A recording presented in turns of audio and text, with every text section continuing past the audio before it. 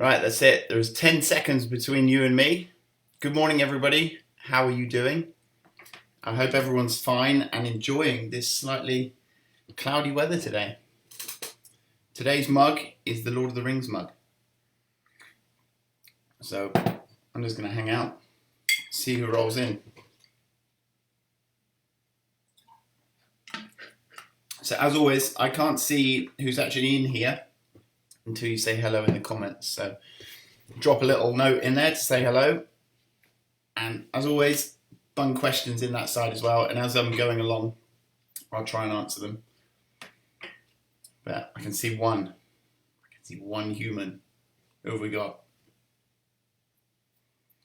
My God, it is warm. It is warm.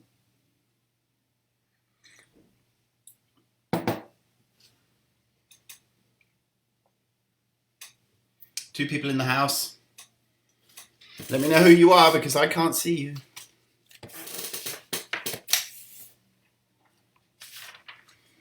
Right, so we've got quite a big mission to go on today, and that mission kept me up till 4 o'clock this morning, partially due to me being a bit slow in getting down to it.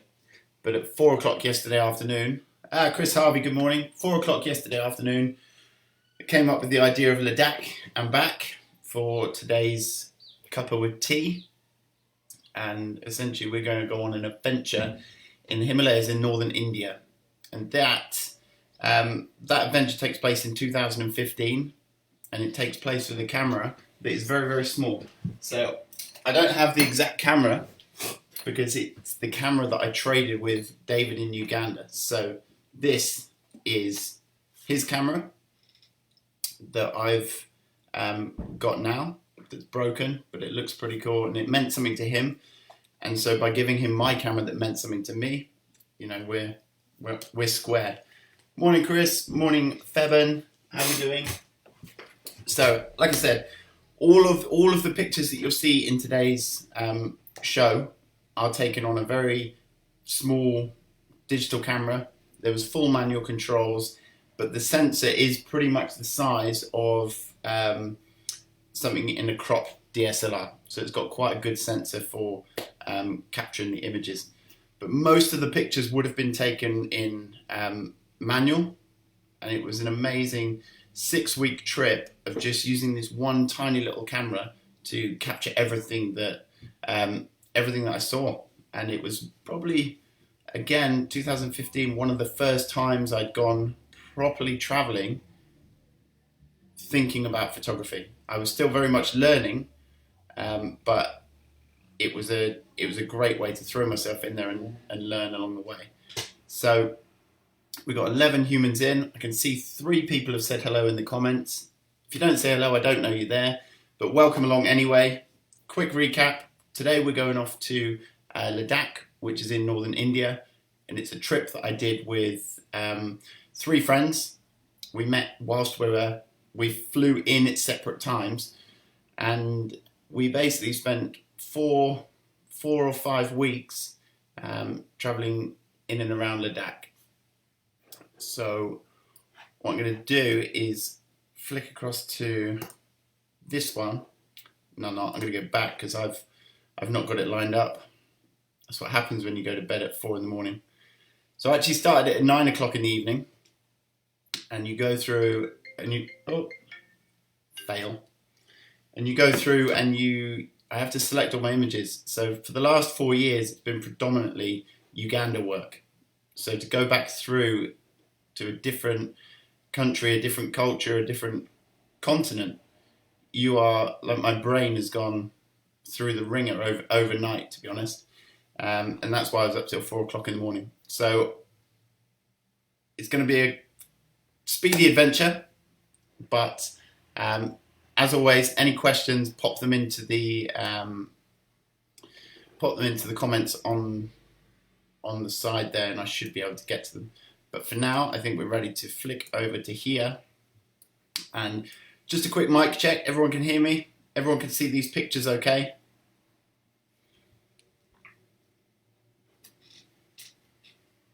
I'm going to take a sip of my tea before we crack on.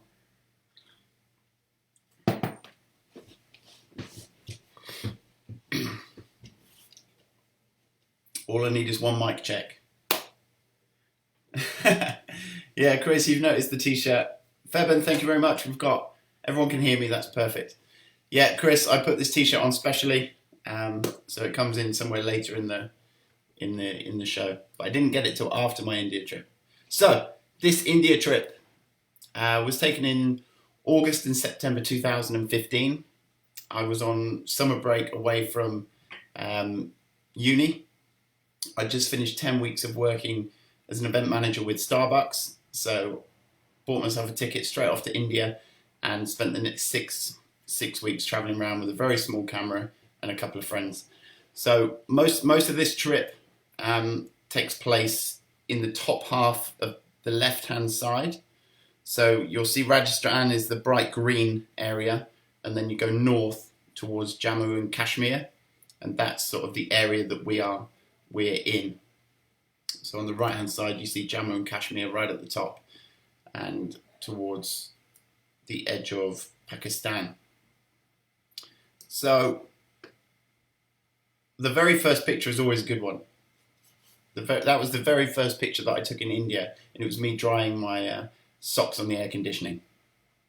I just spent obviously I'd just flown in, but following that picture, the next 2.5 weeks were traveling around something called the Golden Triangle, which is Delhi, Agra, where the Taj Mahal is, Jaipur, which is the Pink City, and then back up to Delhi.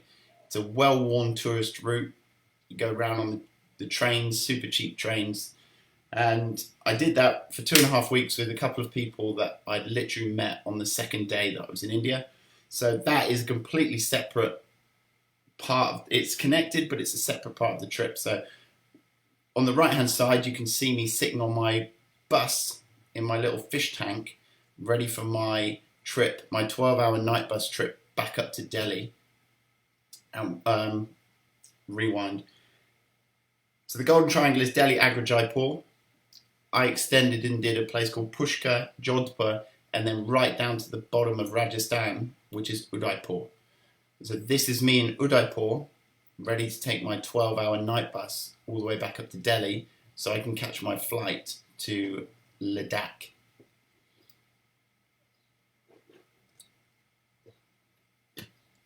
So I managed to get up. The bus was quite an experience, wobbling around everywhere. I thought we were going to crash every corner we went round. I thought I was going to roll out. But made it to the airport, got on the internal flight, and this is where, for me, the trip really changed. A complete difference to being in the chaos of Delhi, Agra, and the more touristic area and the chaos of the streets. You fly up high above the Himalayas, and you can look out your window, and luckily or unluckily I had a wing seat, and if I squished round to the left side I could take these amazing images of the landscape.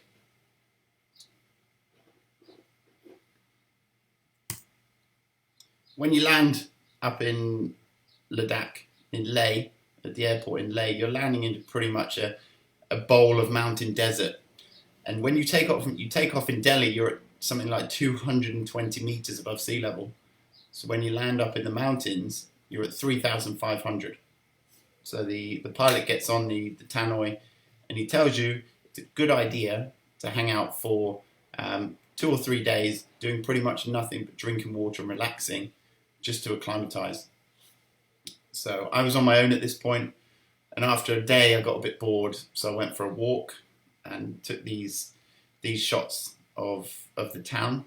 So on the left it's a panorama stitch, and on the right side is where you get your first glimpses of the prayer flags.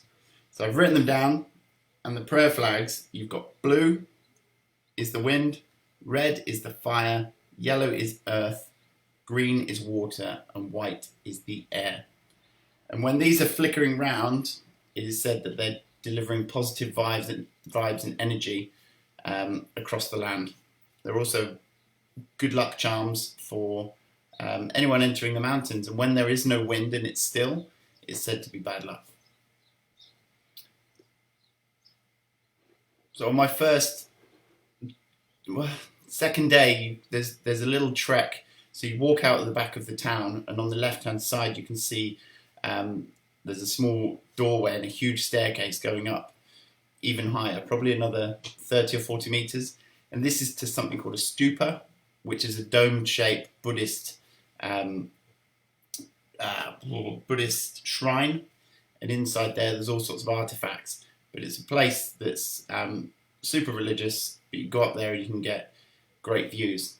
The first time I tried to get up there on day 2, I got halfway up these steps and physically couldn't clamber up anymore. So I ended up coming back and all the way to the back to the house. The next day, my friends Danny and Lisa arrive.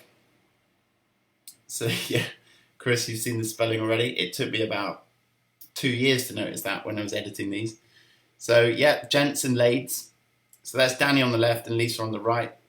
They're a couple, and Danny is from Tor Point and Lisa is from Germany. So they love to travel around together, and it was a perfect idea to meet up and then enjoy this part of the trip together. And for me, when I'm usually traveling on my own and meeting strangers and moving with strangers, it was really nice to meet up with Danny and Lisa. And it also where a bit of the fun started. So yeah, on the left-hand side, that's a mountain loo with a view. But this is also where the camera MV started. So Danny had himself a Canon 6D with a couple of lenses. I was obviously there with my Canon G1X. So limited in some respects, but quite freeing because it only had the one camera and it was nice and light. But I could see the quality of the images Danny was getting. And I vowed to myself the next thing I was going to do when I had the money was pick up a Canon 6D because it looked so great and it worked well for him. So that's a shot of him up on the ancient palace in Leh. And on the right side is a shot that I took of a monk that was wandering around up there. So I think it was amazing because it incorporates great texture of the palace. You've got the mountains in the background, and then you've got the prayer flags all framing this bright orange rig of the monk. So I was starting to see some amazing shots. This is the walk up to the stupa. Then you've got the stupa at the top. Again, itself is amazing to photograph. Lots of details. And again, I was looking at these at 3 o'clock this morning, and I look back and I think, why didn't I do that? Why wasn't I like that? Why didn't I have that? And I see a million more shots in each one of these pictures, but I've just had to let that go, and then we're moving forward.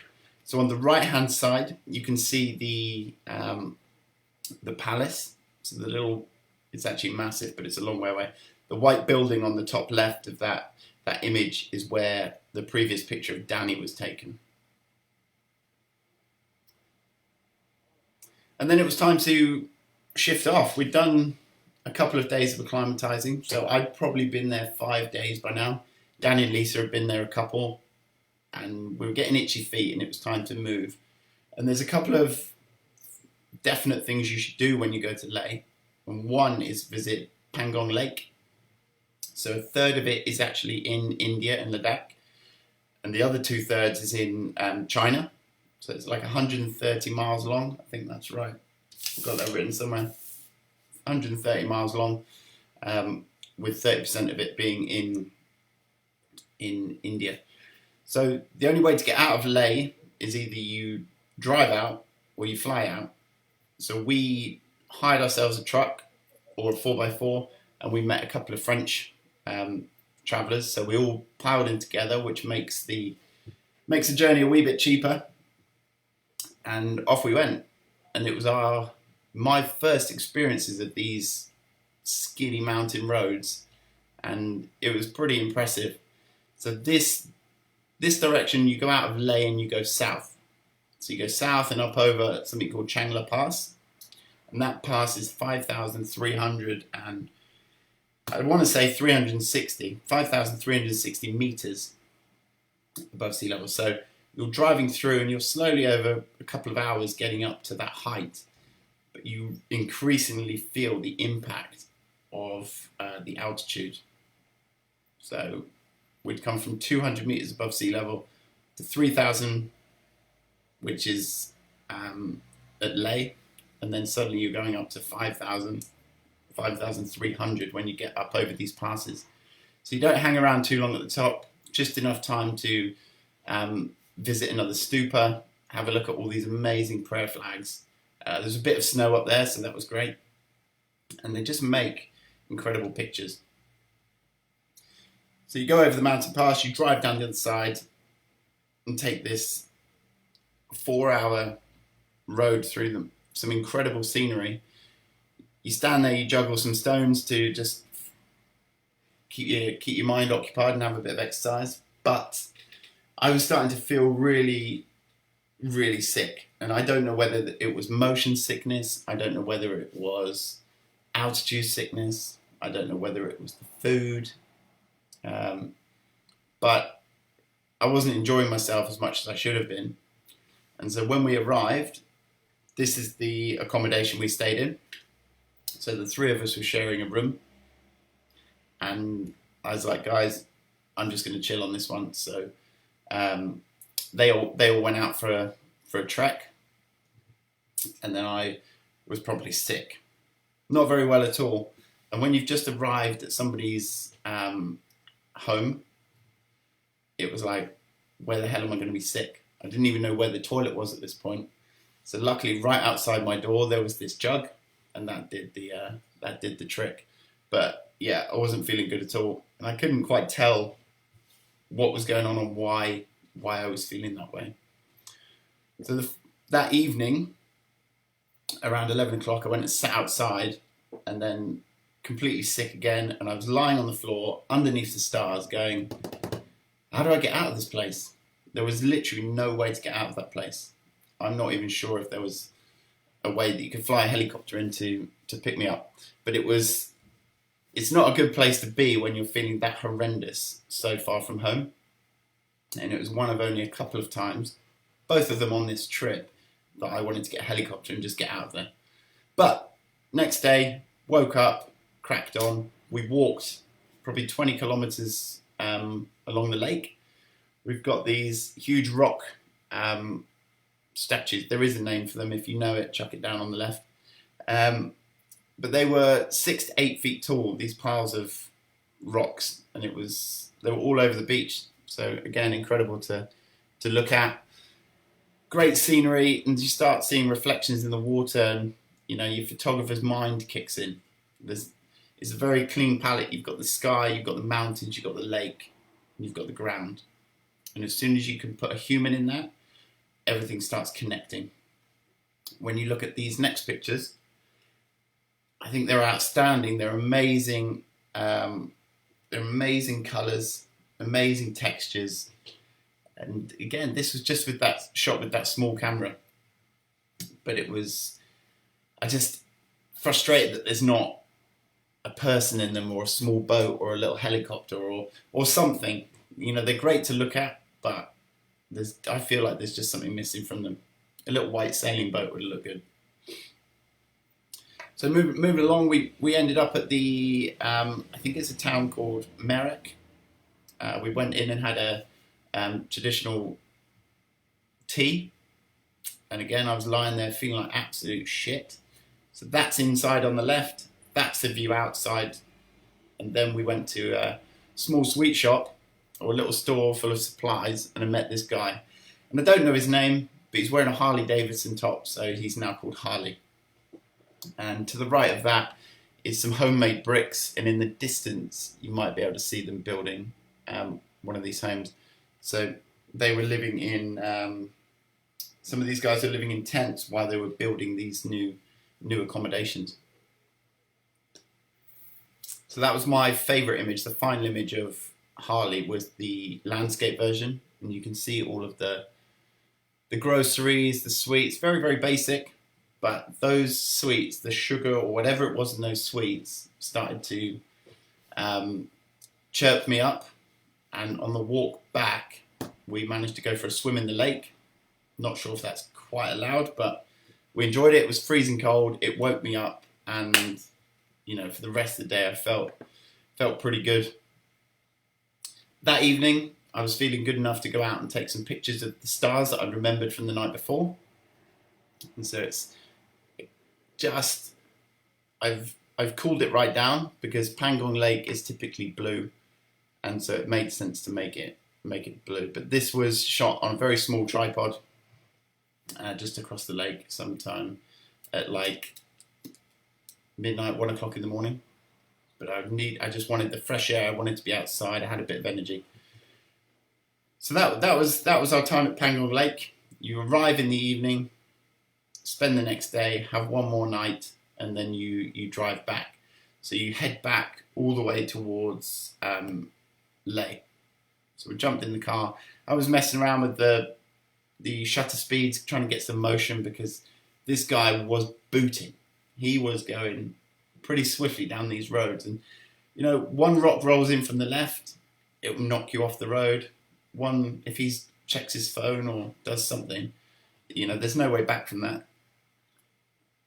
And all the way along you see these trucks or cars that are halfway down or all the way down in the bottom of the valley, and it's not brilliant. But that wasn't the scariest road, unfortunately. This is how they make the roads. On the far left, you've actually got a digger and a dumper truck pushing the zigzags into the landscape. So they're actually digging the road, and it's incredible to watch. But on the right hand side of that one is a road that's just lit up by the sunshine. So that's what it will eventually look like once they put the tarmac and everything down it. But I'd never seen that before. I'd never seen how they'd done it. But it will have a quick minute there while I have a sip of drink. Oh, Hazel says it's a cairn. All right, it's a cairn. So there were about 8-foot tall cairns at Pangong Lake. Indy, how are you, my friend? So we'll move forward, and the arrival of Adventure Joe. So you can see Joe standing out like a sore thumb in that picture on the side. And Joe was my housemate whilst I was at uni. And after I said I was going to India, he was like, yeah, I'll come along. So he flew out and met us, probably after I'd been in LADAKH for about a week. He flew out, joined the trip, and as Adventure Joe would normally do, just get straight to it, no acclimatization. And we hired bikes, and we cycled out to a place called Tixi Monastery. And it's an amazing place, and it was my first real monastery that I'd been into where the monks are actually there doing their daily thing. And if you might not be able to see it on here, but all of these are on the right hand side. All of them are rules for being at the monastery. And if I read it here, it is not permitted to stay overnight in the cells of the monks. Hazel? No. I thought that was quite a funny thing, as if you would. Again, the lads' toilet, fantastic view. Again, one of my favourite pictures from the trip, actually. Another little stupa on top, and then you've got the prayer wheels. So these are really traditional. They are all over. I've never been to Nepal and Tibet, but I've seen lots of documentaries where these prayer wheels, and they're written right to left. So when you spin them clockwise, the good luck, the wisdom, the good karma, all rolls with the way that the prayers are written. And those prayers are written that way because that's the way that the sun moves across the sky. And if I've got that right, brilliant. But that was Lisa having a spin on the way through, and getting rid of any bad karma or negative vibes that might be following us around on this trip. And then you have the Buddha, the big gold Buddha. So this is the matriarch Buddha, and it means the future Buddha. So I thought this was amazing, and the light was perfect, coming in from left to right, giving a really nice shadow across the side of the face. Lots of people leave offerings. So there's plenty of money stuffed into the pot at the front. They light candles, they give fruit.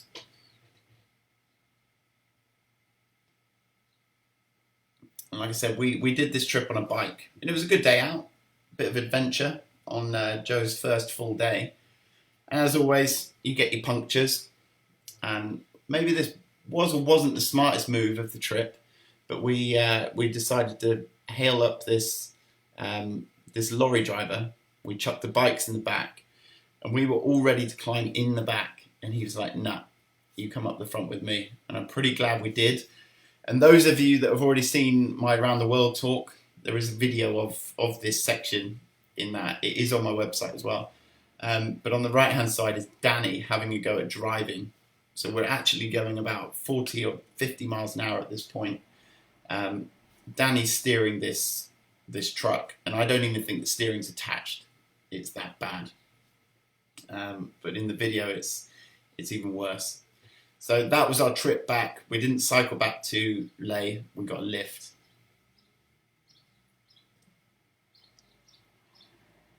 Morning, James Armstrong. So the prayer flags.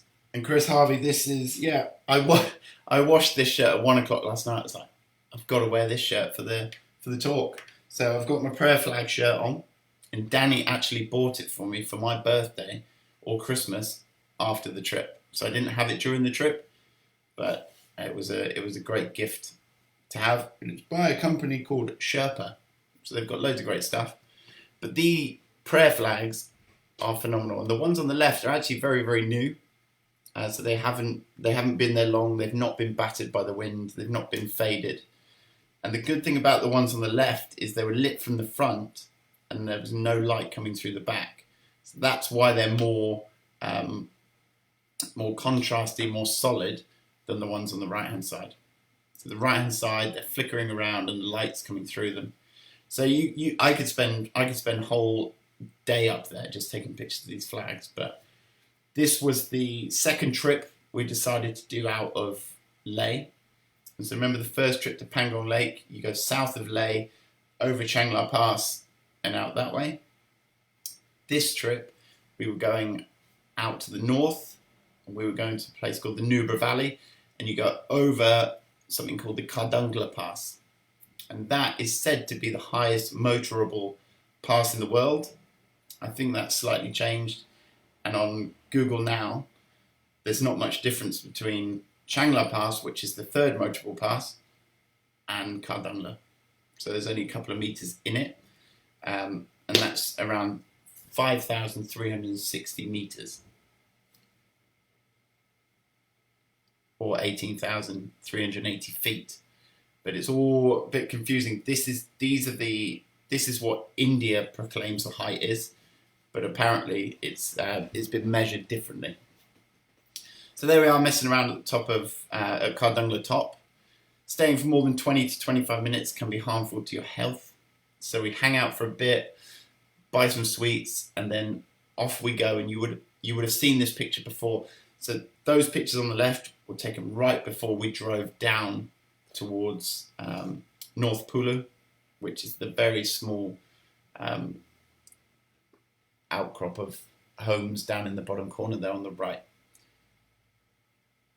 Again, you're constantly driving through amazing scenery. Three of you have got your heads out the window at a time trying to have a look, get the pictures. Maybe that's just my fault. But you arrive into the Nubra Valley, and you're driving through the valley. And the aim is to get to somewhere called Diskit. And at Diskit, you can ride the camels. So this is the picture of me, Danny, Lisa, and Joe, and then a couple of Australian girls that joined us for the camel riding. And the picture was taken by the guide. And it's not a bad picture, but I definitely think there's a business there for somebody with a real camera to be selling great pictures of the camel treks. So we went out on our trek, and it was great fun, bit uncomfortable, but we had a really good laugh. And so I hung around, and I've talked about this picture a lot, so I won't hang around on it. But these ladies from Bhutan were prepping like we had. I knew how long it was going to take. So I made my way over to the sand and just waited for them to come out across the sand, and then made that picture. And then before they went out, That's the picture of the lady at the back, just with her orange rig on. She's well colour coordinated, and just the light was perfect. The light was coming from over the left-hand side and just illuminated her perfectly. Waking up the next morning, we wanted to carry on a bit further. So we'd already travelled 6.5 hours to get to this point. And so we needed to get to Tuatuk, which was another 4 or 5 hours beyond where we were. We had the great idea of hitchhiking. So it was quite a militarised area, lots of army trucks running up and down, and we thought, yeah, they'll come pick us up. After waiting for an hour for a truck to want to take us in the right direction, we ended up having to take a truck in the wrong direction to get back to the town so we could hire ourselves a 4x4. Nobody was going to take us all the way to Tuatuk in an army truck, but for the half an hour that we spent in the truck, it was brilliant. We then hired a 4x4 and a driver that took us the next 4 hours to Tuatuk. So again, you're driving along these amazing roads, and that view on the third picture in is a toilet block, and that's looking back to where we'd just come from. So even now, there's no real visible road, but it goes down the road and down and across. It crosses over the Shark River behind that toilet block, and then carries on down the other track. And as we drove past, we saw these about 15 to 20 guys, children, adults, all doing roadworks. I managed to snap this shot. I really wanted to stop, but we had to carry on. So I just hoped on the way back that we would have some time to spend with them. Arriving in Tuatuk, the land of tiny doors and apricots. Again, a feast for a photographer, texture everywhere. And it was like you'd ended up in the middle of, or at the end of the road, really. And essentially it was, because the next stop is over the mountains and into Pakistan. So this is one of the most northern villages in India. So these are the apricots drying on a rooftop underneath the protective tarpaulin. And these are the guys that we met that were picking them or knocking them out of a tree. So this lady on the left, we were walking around, I think we were going through people's gardens. We were just going wherever we liked. There wasn't really a set path, and everyone we met was really nice. And then we came across these guys, and we heard this rattling up in the tree, and the lady pointed up, and it was her husband at the top of the tree. He must have been 60, 70, maybe even older, and he was poking at these apricots with a big stick, knocking them to the ground. The ladies were collecting them at the bottom and then putting them into this basket. So we joined in. We were helping them collect. We were making pictures, and I took a couple of portraits. But at this point in my life, I wasn't super switched on for the portraits. I was a bit nervous. There was still something that was making me a bit unsure. So I took one or two at this point. Absolutely no language barrier, but absolutely no language between us. But it was just, get the shots while you can, where you can't, whilst you're not interrupting the flow of the day. So one of my favourite shots is actually the above shot of the apricots, and then her hands. They're incredible. Her hands are so thick. They're so heavy. Just a whole lifetime of work, of holding hot pots, and just the most incredible fingers. So I wanted to get a picture of her hands holding the apricots.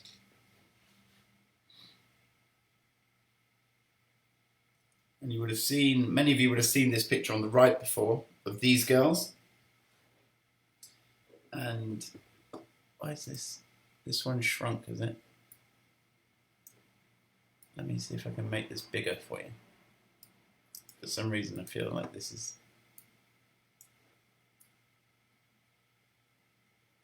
has gone wrong. Ew. 1 second. Let me just try and see how we go with this.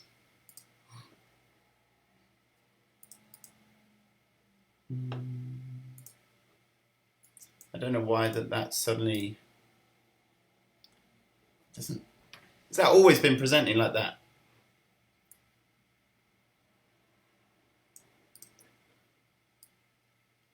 I just wanted to make sure. There we go. That's probably what I need to do. That's better. I don't know if that just flicked like that, but either way, I might have done something to it. Either way, we're back up and running. So you might have seen this picture on the right before. The image is called These Girls, but on the left is the first time that I saw them. So I took that picture while they were all huddled together.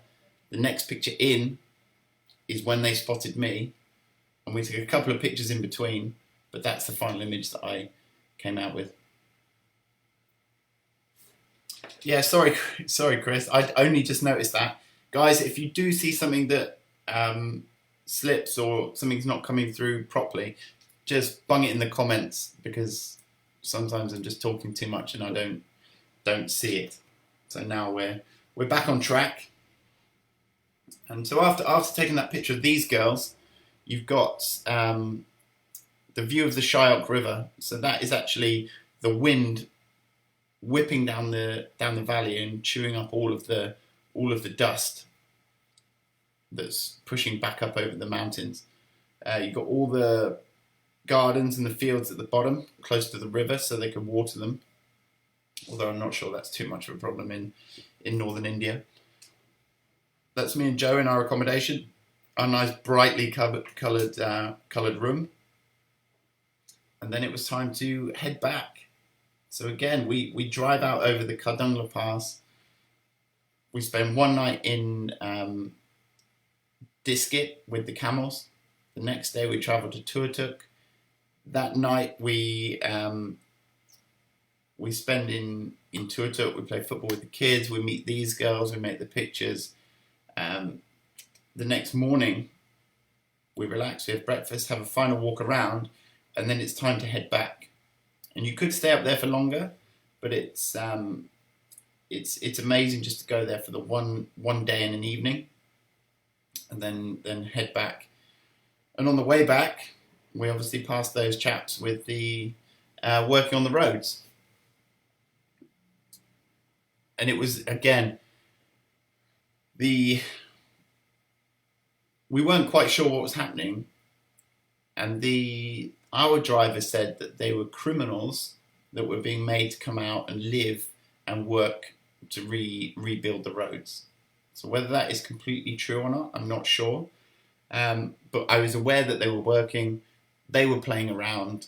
We didn't have a lot of time, but I managed to get one chap, the second one in, posing for a portrait. I guarantee those boots do not fit him, and they're probably the most uncomfortable thing. And you look at the ones above, they are hideous socks. They are covered in the tarmac. And the boy that was wearing them earlier, they were longer than his legs. But it was, again, something completely different that I'd never seen before. The colours, the textures, the boys are Indian, but they were covered in the tar, so their hands were completely black with the tar, and there was no way to wash that off. So I'm not sure about their living conditions, but this is what they did every day, and they were doing it at over 4,000 meters above sea level. So we carried on. We ended up back at Diskit where the camels are, and we needed to get ourselves another truck. And the first one we looked at, the tyres were so bold that we were like, no, we're not going with that. And we ended up waiting another 2 hours before somebody with a 4x4 would take us. And so we all packed into this 4x4 and made it back over Cardengle Pass and back into Leh that night. But the distance is a couple of 100 kilometers, but it takes ages because you are winding back and forth up over these mountains. You're going around lorries are coming around you, and everything just takes a lot more time. But I'd rather they took the time than fall off the side of the cliff. So fair play. We took a couple of days to chill out back in Leh, did my washing, and also paddled on the Zanskar River. So we went for a day of rafting. And although it was bloody hot when we were getting ready, we had wetsuits on. We jumped in the raft and started going down the river. And soon enough, the clouds came over and it was absolutely freezing. So at that point, we wished we'd taken our windproof cags. But great river, nice to say I've been down a section of it. But we had a good time.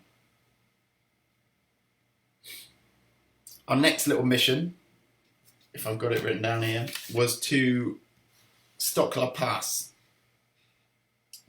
So Chandler Pass is 4,900 meters above sea level, and it's a hike. It's a trek that is quite a popular trek. So we were driven to Hemis National Park. You have all your stuff with you, and you know you can go to this town, this small village called Rumbak, and it's where the BBC and a lot of, I think it's like the gateway to the snow leopard country. So it's where I've seen in a lot of books, this view on the right hand side is where people launch out of to go looking for the snow leopards. So we stayed there overnight, but the walk in, you see again, I don't know what these things were called, mountain goats or something absolutely epic, but they were climbing the cliff, they were on the edge of the cliffs, and honestly the best picture I feel like I could have got was the silhouettes that were on the left. The next picture in is obviously one of their mates that didn't make it, but it's put there as a bit of a shrine as we start walking into the valley. So we are slowly climbing. We've left Leh, which is 3,500 meters. So we're always slowly climbing towards 4,900 meters. When we got to Rumbak, we put our bags in and we had ourselves some dinner.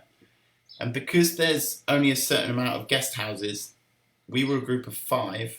We picked up this extra chap, so we got 6 of us. Oh no, 5 of us still. And they said, no, you can't all stay together. You have to go and stay in that house down there.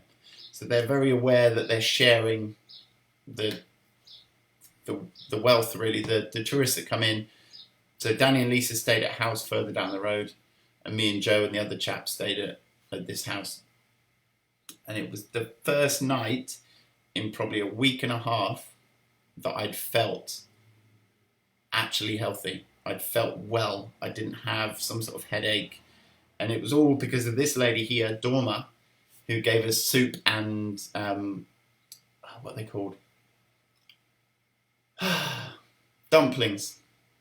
Soup and dumplings. And I sat there, and that picture on the left is me starting to feel actually brilliant and really enjoying what was going on, rather than thinking, oh, I've got a headache or I'm feeling a bit sick in my stomach. Unfortunately, though, I'd probably translate what I had onto Joe, and it's the start of Joe feeling absolutely shit. But I didn't mind. No, he's a big guy, he can deal with it. The right side was the toilet, and then the next morning we are leaving Rumbak on our vertical ascent up towards Chandler Pass and over 4,900 meters. So I was following the group, I was trying to get some great pictures, thinking about compositions, landscapes, textures, how could I make the best picture I could at that point with what was in my brain and what I knew how to do. So you're shooting this way as we're walking up, and then a few hours later, after we'd been through snow and sleet and sunshine and wind and rain, we'd had it all, you look back down the valley and there's Rumbak way down in the distance. So that's the walk that we'd just done over a few hours. As we were coming up to the summit, a group of horses were coming up the other way. So this is just a shot of one of the horses, and I couldn't believe it was about to go down what we'd just come up. Absolutely unbelievable. You know, to have that weight on its back and be climbing up and down is phenomenal. And on the right hand side, I didn't actually say, if I go back a couple, Dorma here, she makes these little snow leopards that she then sells. And so I actually bought that snow leopard, bought it for Mother. And so this is my little summit picture with my snow leopard on top. We didn't actually see any real ones. Surprise.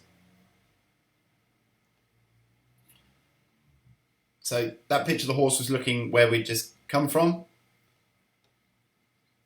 And these horses are coming from where we're about to go to. So we walk down that side off the back and start a descent back down towards Stock Village. And I don't know why we chose this way. We did have a slight map, but we ended up taking this dry creek bed all the way down to Stock Village, and it was great because it was an adventure. We didn't really know where we were going, but the landscape was phenomenal, and we had a good time. Joe at this point was really starting to slow up, and he wasn't enjoying life much at all. But I was just on the lookout for snow leopards and great shots. So at the end of that long day, it was probably an 8.5 hour day. We ended up getting a ride back from Stock Village all the way back into Leh. And over the next couple of days, we just chilled out, we rested. And there's another activity that the tourists are really into. And you can drive up to the top of Cardengle Pass and you can roll down on a mountain bike. And it was the longest, best freewheel I'd ever done. Danny went over the handlebars, I had a puncture, but about a mile behind, the guy follows with the 4x4. So he's able to come and fix your bike, and they look after you all the way down. But probably for 2 hours, we just barely had to pedal. You just had to watch out for anything rolling in from the left. You don't want to be falling off the right-hand side, and you have to wiggle your way around some traffic that was coming up. But that view on the right is the Himalayas. The tallest peak on there is Stock Kangri, and that is about 6,000 meters. And right down in the bottom there, that's Leh Town. Back in Leh Town, I'd already booked in a tattoo. So Lisa and I designed this tattoo. And then this fella here on the right-hand side of me, as you look, is the guy that delivered the artwork. And it's still got it. Still there. Still going strong. And then it was time to leave. It was time to make our way out of Ladakh and back towards Delhi. So we'd probably been 3 weeks up in the mountains. And you've got a couple of options. Like I flew into Ladakh, I had to acclimatise for 3 days. Many people motorbike or take the bus up. And over those 3 days they're driving, they actually acclimatise. We didn't want to fly back, so we jumped on a bus early in the morning and took on the Leh Manali highway, which is sketchy, but again, you're driving through amazing views. You're completely worried you're going to fall off the side of the track at any point. And the bus broke down often, so we got lots of time to walk around and take pictures. Peep, peep, don't sleep. That's basically because you'll drive off the road and you won't come back. And on the right side, the far right side, you'll see a monk who's having a sleep. But just before he went to sleep, he gave us these apples. So we were grateful. Nice fresh apple. And then, we just trundled along, really, rattling around in this bus. Not particularly comfy, but you mix it up with music in your ears and chatting and just staring out the window. And also planning your escape, just in case you decide you're going to roll down the hill. So the picture on the left, I started feeling rough again, and I'm not sure if it was to do with the monk's apple, but when we arrived halfway in a place called Keelong, I couldn't eat dinner, and from about 10 o'clock at night till 4 o'clock in the morning, I felt 10 times worse than I did when I was at Pangong Lake. And so that image of the bathroom is not just a lovely bathroom, it was a place of real pain and completely, I want to leave this planet right now. I didn't know what was going on, but I took a ciprofloxacin pill, and by 8 o'clock in the morning, after a horrible night, that was my view. So we arrived in the dark, and then I woke up, and that was the view out of my window, and I was feeling fine. So ciprofloxacin, that's the way forward. This little lad was at the window, and he had toast in his... Oh, he didn't have toast in his hand. He pointed and he wanted my toast. So I said to come in. He picked up the toast and off he went. The poo splats on the wall with the handprints in, I thought these were fantastic. And what they do is they collect the poos, they squish them and splat them against the wall. And because it's all organic material, it burns really well. So they collect these discs, they store them, and over the winter, that's what they use to burn as fuel. So Danny and I went for a walk around Keelong. Lisa wasn't feeling so great at this point. So Danny and I went off for a walk, we had some breakfast, and that's where I met Lucia. So that's the first picture in the middle there of when she saw me and I saw her. And then on the right side is the portrait that I made of her. And then I made these 4 portraits. So the 2 on the left were both in Keelong. So you've got a security guard, and then you've got the monk that gave me the poisoned apple. I'm sure it wasn't the apple that made me sick, but he actually stayed in Keelong, so that was a picture I got when we just bought supplies at the shop. And then you travel on that afternoon we travelled on down to Manali. And we didn't stay in Manali very long, maybe a day and a night.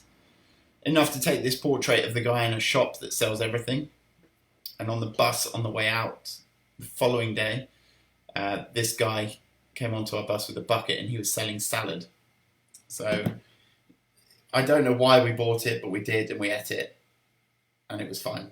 So I think my stomach had acclimatized by that point. So after Manali, we take another bus and we go to Chandigarh. So from Manali to Chandigarh, I think it's about 400 kilometers. So again, another switchback trip the whole time, and it gets tiring. And when you need the loo, you have to stop the whole bus, and the whole bus know you're going to the toilet behind that tree. So if you're a nervous weir, don't go to India. And we arrived in Chandigarh, spent one night, booked ourselves.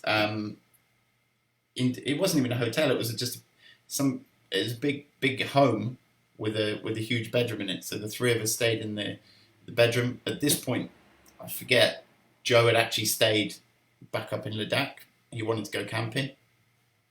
So Danny, Lisa and I were in Chandigarh.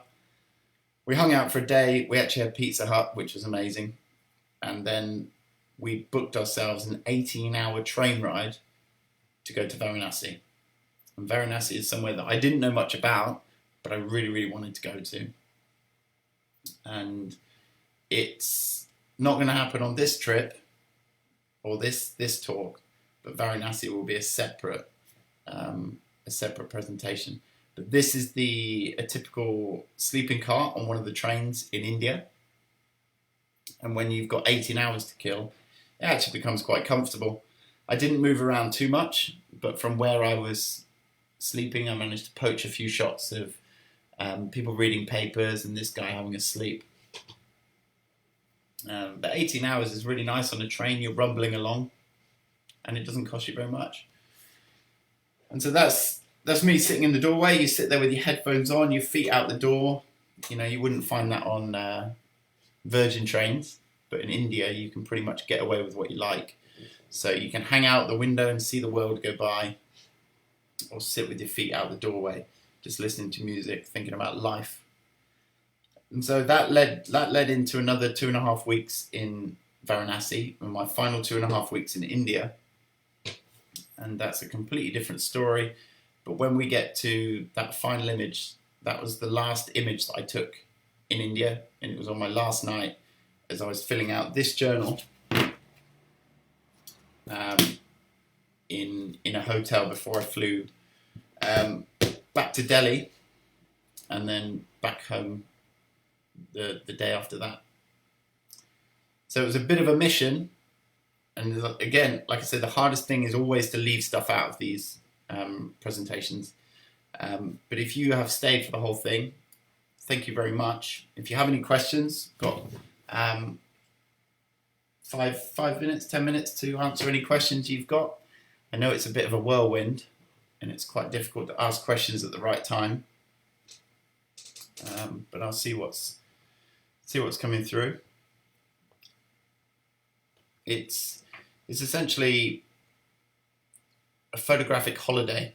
It's hard. I don't want to go too much into technical of how I took the shots, because that's not required with a trip like this. And there's a huge difference between the images that I put out from Uganda and then the stuff that I did on this trip to India. I've been to India once. This was my first trip, and you're constantly learning all the way. I didn't have a flash. I had a small camera, which was a blessing and a curse, because you miss pictures that you really want, but you also get pictures that you might not have got because you have that small camera. It's unassuming. People aren't thinking, oh, you're taking my portrait, you're going to sell it. So you can build a relationship a lot quicker. In the first half of the trip, there's quite a few more portraits, because you're constantly interacting with people. Whereas when you're in LADAKH, everything's so spaced out that you don't necessarily meet people that much. You're there to be part of the landscape and enjoy the landscape. Hazel, was there anything you wish you'd taken with you? No,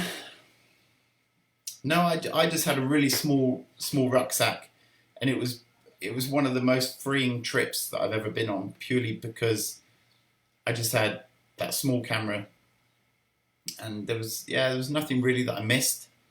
I had the same clothes for 6 to 8 weeks. Maybe a razor. I could have probably had a shave, but that's the first and possibly only time I'll grow a beard that big. Morag, how many memory cards did I get through, and how did I store them, bearing in mind range of temperatures and dust? All right, so temperature-wise, it was fine. It was never too cold, and actually it wasn't too dusty. Uganda is a lot dustier, and plus, because I was using a small G1X camera, you just pop the memory card in, it's fine. You don't have to take the lens off or do any changing like that. But I probably had about 15 memory cards with me. I didn't back up any images while I was there. Everything was shot raw, shot straight to the card. Those cards, once I felt they were full enough, I would lock them, and then I would put them into a solid memory card holder, so they were well protected. Perhaps in future I would still take a laptop with me, or a way to back up those images. I know you can get a memory hard drive now that you can put the SD card into, and it takes those images directly into storage. So then you can have 2 backups, and if you go out for dinner one night, you can have your memory cards in your pocket and the hard drive can be at home, so you have 2 separate storages. But yeah, they were all between 32 and 64 gigs. I might have had a 128 gig one purely for video clips. I also had a GoPro. Forgot about that one. But the GoPro is, again, it's just mainly for video. It makes great video. You're going to get everything in, and it's good to travel with. Chris, what time of year did you go? I went in August, September 2015. So it wasn't a peak period. And I think they said it was much hotter, which is why it's not a peak period to go. Certainly when I went to Udaipur in the first half, the guys were saying it's just not that busy. So again, accommodation was cheaper, moving around was easier, less people to get in the way. Well, not really. You're in India, there's always tons of people. But it was, a fantastic experience, and one of my main trips that I want to do in the future is to go back to Turtuk and find the names of these girls. I've said it before, I say it at my talks, but it's something that it couldn't be helped, but as soon as that picture was taken, the girls ran off, so I didn't get their names. So it means there's another India trip coming at some point. And yeah, just to, again, see how I've evolved as a photographer and how I would shoot things differently in the future. I was up till 4 o'clock this morning putting choosing those pictures, leaving out some, putting those pictures in order. And you're not just putting pictures together, you're trying to piece together memories. You're trying to put the order of things together. And it's why Lightroom is so brilliant, because everything is in date order. Everything is in trip order. And that's really important when you start doing more and more trips, is to log everything in date order. You know, don't worry about calling it LADAKH 2015. Have it in the date of the day. So it goes by day. And then you can easily pick through what you want, 5-star it, put it into one folder, and then create a presentation. So it takes time because you're thinking, how do I say that? What links to that? What's next? How does that go together? And what do I leave out? There is so many little stories in between all of that I can't put out there in 1 hour. And I'm sure many of you have done incredible trips that to try and think of linking it all together is not easy. But I wanted to just show you an on the run view through my lens of Ladakh and back. So flying from Delhi, Ladakh, all the way back round to taking the Leh Manali highway, and then back towards the main part of India. But yeah, if there's any more questions, bung them in now. I'll give another 10 seconds. But sorry about the way that the presentation went halfway through. I scrolled my presentation, and I must have just scrolled the presentation on the software for screening this. But I hope everyone's doing well. It's a cloudy day today, so it's a great day for looking at your images online or sleeping, which is what I might do next. But thank you all for tuning in again. It's a great way for me to keep accountable, and I was actually thoroughly enjoying being up at 4 o'clock in the morning, sort of retracing the steps of this journey.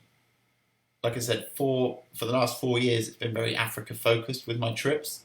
So to look back to India, I had to Google things. I had to try and understand things again. I had to work out what went where and how did it all happen. So it woke me up, and it's given me plenty of ideas in future. So you guys have a great day, and if you want to ask any more questions, bung them down. But thank you very much. Cup of tea out.